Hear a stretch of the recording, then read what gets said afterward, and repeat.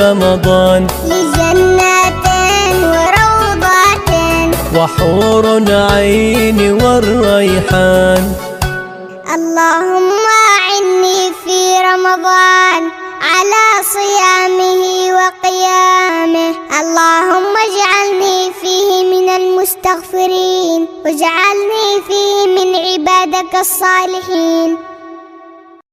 رمضان لجنات وروضات وحور عين والريحان.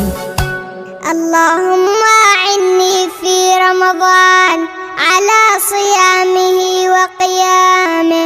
اللهم اجعلني فيه من المستغفرين واجعلني فيه من عبادك الصالحين. رمضان لجنات وروضات وحور